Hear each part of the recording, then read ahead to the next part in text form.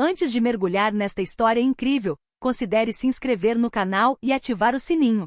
Cada história aqui tem algo a dizer, e você não vai querer perder nenhuma. Num tranquilo subúrbio de Ohio, os gramados são impecavelmente aparados. As caixas de correio brilham ao sol de verão e os cães da família latem atrás de cercas brancas como nos comerciais. Mas por trás dessas fachadas imaculadas, o silêncio das casas opulentas muitas vezes esconde mais gritos do que se poderia imaginar. Gritos abafados pelas paredes grossas, pela vergonha, pelo medo. Elijah Carter, de 9 anos, morava em uma delas. E todas as noites aquele silêncio pesava mais que o barulho. Elijah não tinha palavras para descrever sua dor, nem ombros para carregá-la. Ele ainda não sabia como chamar a violência, a humilhação, o abandono. Não sabia que o que estava vivenciando era normal. Acreditava que ele era o problema. Mas tinha os olhos. E registrou tudo. Os Carters, vistos de fora, personificavam o sonho americano. Uma grande casa de tijolos vermelhos, 2 utilitários esportivos impecáveis, vizinhos admirados. Gregory Carter, o pai, um veterano de guerra condecorado, era aclamado por toda a vizinhança. Ele falava com firmeza e mantinha-se ereto como uma bandeira. Sua esposa, Madeline, bela e elegante, administrava uma fundação de caridade para crianças carentes. Uma ironia cruel, considerando como ela ignorava as lágrimas do próprio filho. Mas a portas fechadas, longe dos jantares de caridade e dos sorrisos fixos, Elijah era apenas um detalhe irritante no quadro perfeito deles. Aos olhos deles, ele era muito emotivo e insuficientemente forte e fraco. Para Gregory, emoção era fraqueza, e fraqueza era traição. Todas as manhãs, Elijah tinha que arrumar a cama, dobrar as roupas com precisão milimétrica e se sentar para tomar o café da manhã. Uma palavra errada, um olhar insolente, um prato sujo, e a sentença seria proferida. Horas ajoelhadas nos ladrilhos gelados da garagem. Refeições puladas, dias sem permissão para falar. Às vezes, quando Gregory realmente perdia o controle, os golpes caíam. Sempre metódicos. Sempre seguidos de um sermão sobre disciplina. Madeline não disse nada. Passou pelo filho castigado sem olhar para ele. Com o batom impecável, os saltos estalando no mármore, ela se fundiu ao seu papel de esposa modelo com indiferença cirúrgica. Quando Elijah timidamente tentou falar, ela respondeu: "Seu pai sabe o que está fazendo. Seja homem." Elias se fechou. Aprendeu a não chorar, a não gritar. Começou a respirar silenciosamente, a andar silenciosamente, a antecipar gestos, a ler estados de espírito como um soldado em território inimigo. Tinha 9 anos, mas vivia como um prisioneiro. E a escola não era um refúgio. Pelo contrário, era mais um cenário de execução mais refinado, mais perverso. A escola particular que os Carter frequentavam se gabava de acolher a futura elite americana. Na verdade, ela educava principalmente os filhos da elite branca, aqueles cujos nomes já apareciam nas placas dos tribunais ou empresas. Elijah era uma anomalia ali, um dos únicos alunos negros. Ele não usava as mesmas marcas de roupa, não morava nos mesmos bairros que seus colegas. E apesar da aparente riqueza de seus pais, ele não tinha a mesma legitimidade social aos olhos deles. A zombaria era constante. "Você foi adotado? É verdade que 20 de vocês moram numa casa? Você é quem limpa as mesas em casa, não é?" E cada palavra era uma agulha. Cada risada acrescentava peso. Roubaram suas canetas, esvaziaram sua garrafa de água em seus cadernos, rabiscaram insultos em seus livros didáticos. Um dia, um menino escondeu um bilhete em seu armário com as seguintes palavras: "Volte para onde você veio." Ele ainda não entendia o significado completo daquelas palavras, mas sabia que elas machucavam. Os professores não viam nada, ou fingiam que não viam. Elias ficou invisível. Era mais fácil assim. Mas Elias viu tudo. Ele observou. Ele ouviu. Ele aprendeu. Cada injustiça, cada nome, cada ato. Ele anotava tudo num caderninho que encontrara na biblioteca do pai. Um caderno preto de capa dura. Ele escrevia em segredo, todas as noites, à luz de uma luz noturna.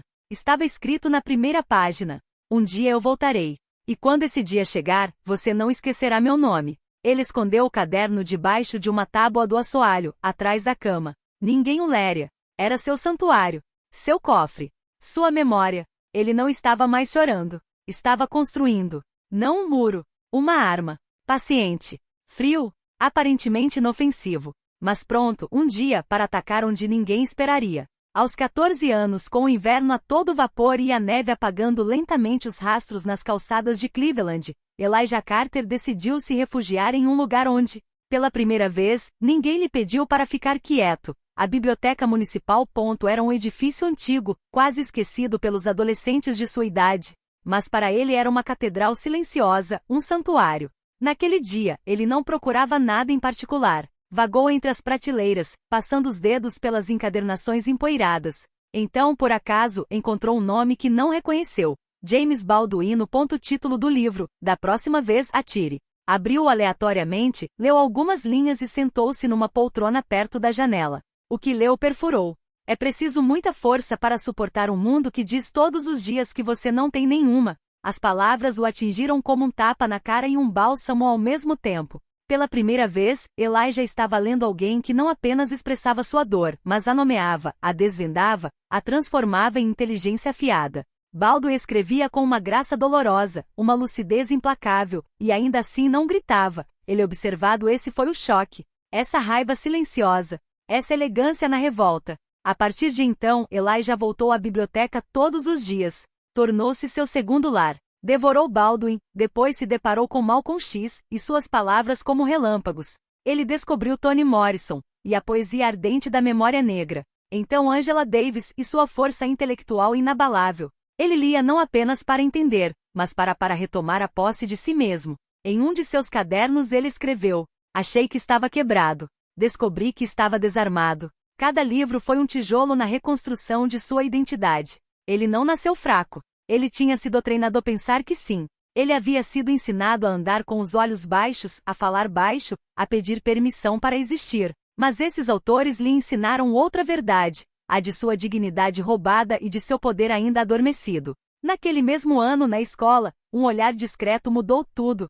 Senhora Langford, sua professora de literatura inglesa, notou seu comportamento quieto, porém metódico. Elijah não falava com frequência, mas quando escrevia, cada palavra parecia proferida com uma intensidade rara. Um dia, ela lhe deu uma tarefa. Conte-me sobre um momento que mudou você. Elias hesitou. Escreveu, depois rasgou. Reescreveu. E então abandonou toda a contenção. Seu texto foi intitulado A Noite em que Ouvi o Silêncio Falar Comigo. Nela, ele falava de uma lembrança de infância, um castigo na garagem, ajoelhado no concreto congelado, as luzes apagadas, sozinho com o som de sua respiração. Ele não acusava ninguém, mas falava de medo, vergonha, espera e daquela voz interior que ouvirá naquela noite, aquela que lhe dizia para não desaparecer. A senhora Langford leu sua redação em casa. Ela chorou. No dia seguinte, sem lhe contar, ela enviou o texto para um concurso nacional de oratória em Washington. Quando Elijah soube, entrou em pânico. A princípio, recusou. Mas algo dentro dele, nutrido por Baldwin, Morrison e por aquele professor de olhar sincero, sussurrou-lhe: está na hora. No dia da competição, Elijah vestia uma camisa branca que ele mesmo havia passado. Entrou na sala grande onde 300 pessoas o aguardavam. Sentiu-se minúsculo. O microfone estava muito alto. A luz, muito forte. Seu coração batia forte. Ele respirou. Fechou os olhos. Então falou. O título do seu discurso. Para aqueles que tentaram me quebrar, obrigado. O silêncio na sala era pesado, total. Ele falava sem citar nomes. Um pai que confundia autoridade com humilhação. Colegas de classe que achavam que ser negro era uma fraqueza. Adultos que faziam vista grossa. Ele não gritava. Não buscava piedade. Sua voz era calma, profunda, madura para sua idade. Cada palavra soava como um veredito. Você me fez acreditar que eu não era nada. Mas, graças a você, aprendi que posso me tornar tudo. Obrigada por me mostrar o que eu não queria me tornar. Obrigada por aguçar minha solidão. Ela se tornou minha arma. Quando ele terminou, houve um breve silêncio. Depois, um aceno. Todos se levantaram, alguns com lágrimas nos olhos. Ele viu, entre os jurados, uma mulher que o olhava como se ele a tivesse lembrado porque ela fazia aquele trabalho. Ele venceu a competição. Mas mais do que o prêmio, foi esse momento que ele lembrou. O silêncio de uma multidão que, pela primeira vez, o ouvia verdadeiramente. Naquele dia, Elijah Carter percebeu que tinha uma voz, e que ela podia mover montanhas. Os anos passaram e com eles, as ilusões. Elijah cresceu, e com ele cresceu uma raiva controlada, uma lucidez brutal, uma força oculta que nada parecia capaz de extinguir. Aos 17 anos, ele não buscava mais o amor dos pais. Queria o silêncio deles. Queria a ausência deles. E conseguiu. Foi depois de uma afronta final, numa noite de inverno, que Gregory, seu pai, o empurrou violentamente contra a parede porque Elijah ousara defender um colega negro insultado por um professor. Naquela noite, Elijah endireitou-se, limpou o sangue do lábio, fixou o olhar em Gregory e disse com voz calma: da próxima vez que você levantar a mão para mim, reze para que eu não responda. E acredite, você não vai aguentar a minha resposta. Ele não esperou por uma reação. Subiu para o quarto, pegou sua bolsa, seu caderno, seus livros essenciais, e foi embora. Ele passou alguns dias nas ruas, dormindo em bibliotecas e saguões de prédios, recusando-se a ir para abrigos para não perder a dignidade. Então, uma noite, enquanto lia em um banco aberto da igreja, um homem se aproximou dele.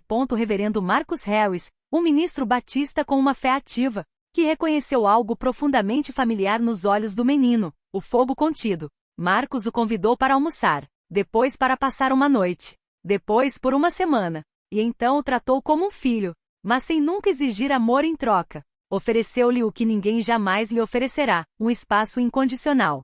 E Elias pela primeira vez baixou a guarda. Marcus Harris o apresentou a outros pensadores: Cornel West, Bell Hooks, Derek Bell. Ele o encorajou a canalizar sua raiva para estruturas, não para gritos. Elijah compreendeu então que a vingança poderia se transformar em justiça. Quando era pensado como uma transformação coletiva. Graças a Marcus e aos seus excelentes resultados acadêmicos, Elijah obteve uma bolsa integral para a Universidade de Georgetown em Washington, D.C. no curso de Direito. Lá, ele ingressou em um mundo ainda mais exigente e elitista, mas desta vez não tinha mais medo. Aprenderá a ler nas entrelinhas do poder. Em Georgetown, ele se tornou um dos melhores da turma. Não porque quisesse brilhar, mas porque queria entender, dominar e usar as armas do sistema contra o próprio sistema. Ele se filiou a think tanks políticos. Escreveu artigos incisivos sobre racismo institucional e participou de clínicas jurídicas para defender jovens em situação de risco. Dormia apenas 4 horas por noite. No restante do tempo lia, argumentava e escrevia. E nas sombras, seu livro preto tinha crescido. Ele o transformou em um verdadeiro arquivo classificado, metódico, quase clínico. Os nomes dos seus antigos algozes. Os fatos precisos. As datas. A evidência. Não por vingança cega, mas para mire certo. Aos 28 anos, Elijah Carter retornou a Cleveland. Agora tinha uma sólida reputação nos círculos ativistas e jurídicos, mas optou por manter a discrição. Abriu um pequeno escritório em um antigo prédio de tijolos vermelhos na esquina de 2 ruas modestas.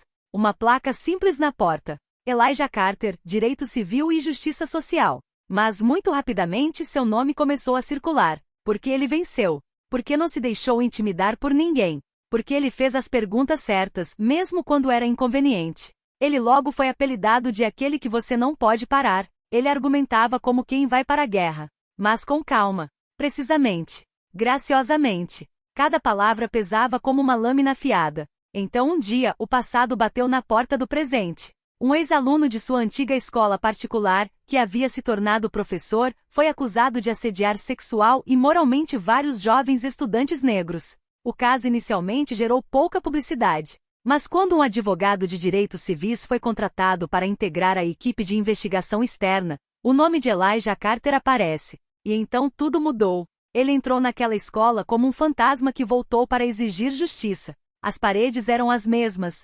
O cheiro de graxa de sapato, os troféus nas vitrines, os olhares arrogantes nos corredores. Nada havia mudado. Mas dele, ele não era mais uma criança. Sentou-se diante dos antigos professores que o ignoravam, o humilhavam, o desprezavam. Alguns não o reconheceram. Outros sim. E empalideceram. Ele questionou. Ele confrontou. Ele nunca levantou a voz. Mas cada frase era uma revelação. Em que ano você foi informado desses comportamentos? Quantas reclamações você encobriu? Você acha que o silêncio é absolvição? Ele se encontrou com velhos amigos, agora professores ou administradores. Relembrou os eventos que eles pensavam ter sido esquecidos. Alguns desabaram. Outros fugiram da cena na mídia. Mas todos entenderam uma coisa: ele se lembrava de tudo. A escola perdeu seu principal financiamento. Patrocinadores se retiraram. Jornalistas começaram a investigar. Famílias poderosas antes protegidas viram-se expostas. Processos judiciais foram abertos. Pagamentos de indenizações foram feitos. Carreiras arruinadas. Mas Elias não estava procurando dinheiro ou fama. Ele estava procurando para restaurar o equilíbrio. Para deixar claro que o que eles fizeram com as crianças, geração após geração, nunca mais ficaria impune. Ele nunca precisou levantar o punho. Aprenderá a levantar a voz, onde ela era ouvida. Ele não era mais o garoto excessivamente sensível. Ele havia se tornado o elegante pesadelo dos poderosos. Numa tarde de outono, enquanto folhas douradas cobriam as calçadas como uma frágil lembrança do passado, Elijah empurrou a porta de um centro de veteranos em Ohio. O ar estava quente, saturado com o cheiro de cera para piso, jornais velhos e solidão. Idosos, alguns amputados, outros perdidos em memórias que só eles conseguiam ver, jogavam cartas ou assistiam à televisão sem realmente acompanhar a história. Elijah caminhou lentamente pelo corredor, seus passos ecoando no chão polido. Ele hesitou em vir. Não esperava nada. Nenhum perdão. Nenhuma emoção. Nenhuma reparação. Apenas um final claro e limpo, sem rancor, mas sem ternura. Gregory Carter, seu pai, ocupava um quarto no final do corredor, à esquerda. Uma enfermeira o acompanhou até a porta. Ela sussurrou. Ele não fala muito. Muitas vezes esquece rostos. Mas, nunca parou de falar sobre um filho. Elias, eu acho. Ele não respondeu. Ele abriu a porta. A luz do fim do dia banhava o quarto com um halo pálido. Gregory estava sentado em uma poltrona perto da janela, com as costas curvadas, o olhar perdido em uma paisagem que ele não mais contemplava de verdade. Suas mãos tremiam, finas, manchadas pelo tempo. Uma garrafa vazia jazia no chão, ignorada por dias. Ele virou a cabeça lentamente ao ouvir a porta. Seu olhar demorou um pouco para se concentrar. Então, ele estreitou os olhos. Elias? A voz estava rouca, quase inaudível, como se falar fosse difícil. Elijah se aproximou. Ficou ereto, a 2 metros de distância. Nenhum sorriso. Nenhuma raiva também. Apenas uma calma profunda, quase gélida. Sim, o filho que você pensou que estava quebrando. Gregory piscou, como se estivesse tentando se agarrar a uma lembrança desbotada. Você no que você se tornou? Elijah olhou para ele por um longo tempo. Inclinou-se ligeiramente com o rosto na altura do homem que personificara seu medo, seu silêncio, seus pesadelos de infância. Eu me tornei aquilo que você mais temia. Livre. Gregory queria falar. Levantou a mão hesitante, como se fosse tocar um fantasma. Mas Elijah recuou, apenas um passo. O gesto parou no ar. Gregory congelou. Lágrimas brotaram nos olhos do velho. Lágrimas que nem a guerra, nem a morte, nem o tempo conseguiram enxugar. Mas ali diante daquele filho que se tornará homem, que se tornará forte, que se tornará outro, eles chegaram. Tardios. Inúteis. Elijah olhou para ele por mais alguns segundos. Então disse com uma voz quase suave, mas afiada como uma lâmina afiada. Você queria me tornar um soldado obediente. Você criou um lutador. Mas não para você. Para aqueles como eu. Para aqueles que você esmagou, pensando que os estava treinando. Ele se endireitou e ajustou o paletó. Você não perdeu um filho. Você nunca soube o que um filho poderia ser. E ele foi embora. Ele não se virou. Nos meses seguintes, Elias continuou sua luta. Mas agora, algo havia sido liberado nele e ele não estava mais assombrado. Não havia perdoado, mas havia deixado o fardo. Sabia que alguns homens morrem antes da morte, prisioneiros dentro de suas próprias paredes. Seu pai era um deles. Em cada conferência, em cada processo judicial ganho, em cada workshop que ele liderou para crianças sob tutela, Elijah terminava com esta frase, que se tornou sua assinatura. Os tiranos nunca sabem o que libertam. Eles acham que estão batendo em uma criança. Mas às vezes o que eles atingem é a faísca de um fogo que eles nunca conseguem apagar. E nos olhos dessas crianças sentadas em silêncio, às vezes magoadas, muitas vezes desconfiadas, ele viu o que um dia havia nascido, o início de um incêndio.